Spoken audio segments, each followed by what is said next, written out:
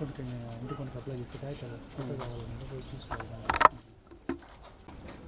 చోట పిల్లలా కూడా ఉండేది.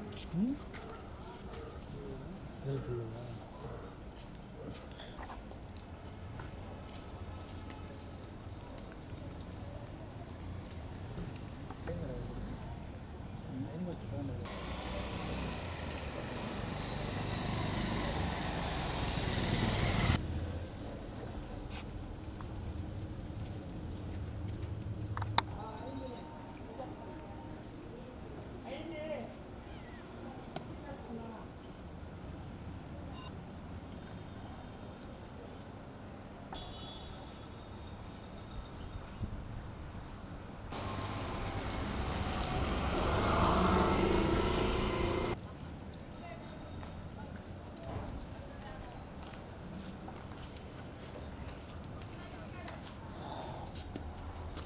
బాగానే ఉందా? పిల్లలు స్కూల్కి వెళ్తున్నారా?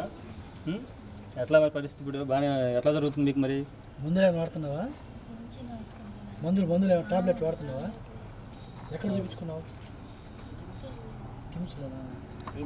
పిల్లలు ఎక్కడ చదివేది? అమరావతి హాస్పిటల్లో బాగా చూస్తారు. ఇక్కడ ఓకే. సిఆర్పి క్వార్టర్స్ ఇప్పుడు మీకు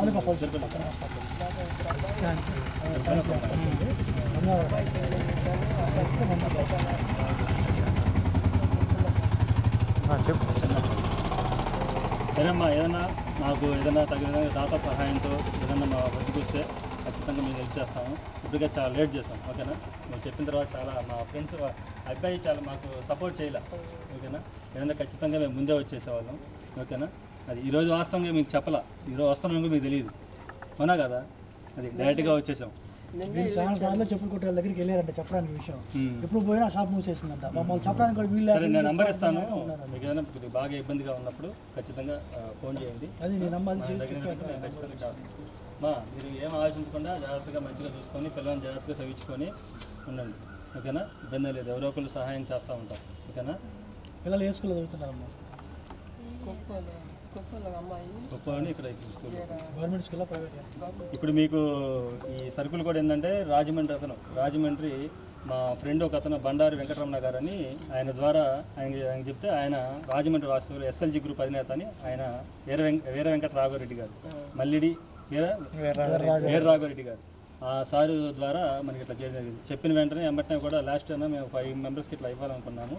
అది ఇవ్వలేకపోయాము, దాతలు చాలామంది కలిసి ఇది అంటే ఎమ్మటనే ఆయన స్పందించి సరే ఇవ్వండి ఇది అని చెప్పారు. ఆ సార్ వాళ్ళ డాడీ కూడా మొన్నే ఎక్స్పైర్ అయ్యారు. ఈరోజు కార్యక్రమం ఆయన కూడా కొద్దిగా ఏదైనా మీరు ప్రార్థన చేయండి. ఓకేనా?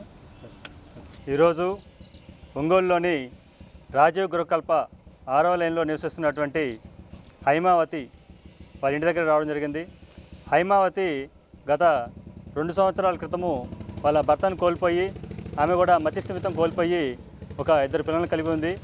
అయితే లాస్ట్ ఇయర్ కూడా మాకు ఈ యొక్క సమస్య అనేది మా దృష్టికి రాగా లాస్ట్ ఇయర్ కొన్ని అనివార్య కారణాల వల్ల ఇక్కడికి రాలేకపోయాం. అయితే ఇప్పుడు వాళ్ళకి తెలియకుండానే ఇప్పుడు వెంటనే ఇక్కడికి వచ్చి ఆమె యొక్క ఆరోగ్య విషయాలు తెలుసుకొని ఆమెకి మన మేము సైతం ఫౌండేషన్ ద్వారా దాత రాజమండ్రి వాస్తవ్యులు ఎస్ఎల్జీ గ్రూపు అధినేత మల్లిడి వీరరాఘవరెడ్డి గారి ఆర్థిక సహకారంతో నిత్యావసర సరుకులు ఇవ్వడం జరిగింది.